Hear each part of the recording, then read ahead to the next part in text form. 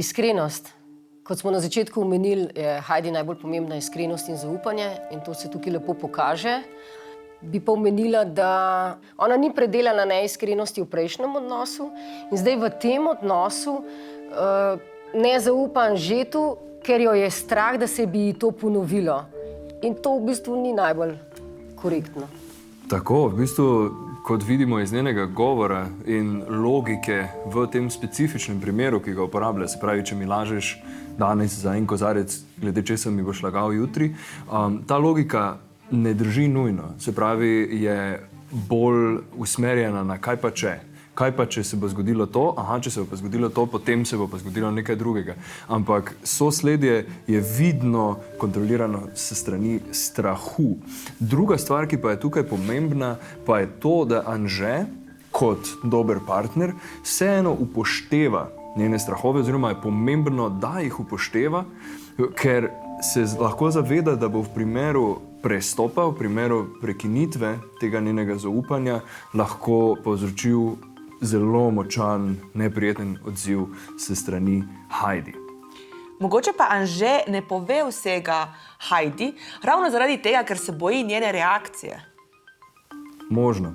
Hkrati pa je lahko v takšni situaciji enostavno stvar v razliki, v pozornosti. Se pravi, če Anže morda ni pozoren na to, koliko spije in enostavno ne upošteva tega, da je Heidi to pomembno, zato ker se mu ne zdi pomembno.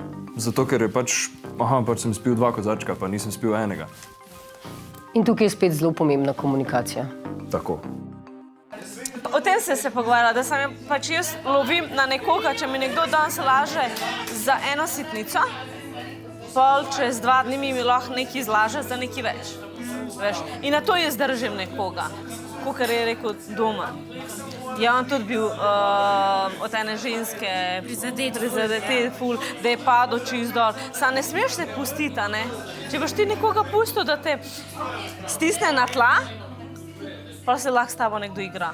Ali so to kolegi, ali je to ženska? Ne, o tem sem se pogovarjala. Sam, kako ne, pa pač jaz tukaj reagiram, ko naprimer reš, on nam je ful pritiska, on je ful bam, povej, pa takoj, pa naslednja prva sekunda hoče vsak odgovor od mene videti. Jaz sem pa ful nasprotno od tega, veš, jaz sem pa tisto, da ima moj čas, jaz bom počasi, jaz ti bom povedala, pa nikoli ne lažem, pa nima tudi razloga, da bi vedel, ali pa da bi karkoli mu dala vedeti, da mu kaj prikrivam, lažem, karkoli, ne, ampak, veš, pa ful pritiska name in, naprimer, danes bo pritiskal na eni temi vame in bo toliko časa rinil, da sam nekaj blekanda, ko sploh nam pomislila, a je to res, a to ni res, ko bom sam nekaj rekla, da bo on utihnil, sam razmišljam, kaj ne on, kaj hoče slišati in jutri me bo isto temo drmal spet tam in mu pač mogoče nekaj drugega vam blekam. In potem mi je rekel, če si pa rekla to, lažeš, zdaj si pa pač nezvesta in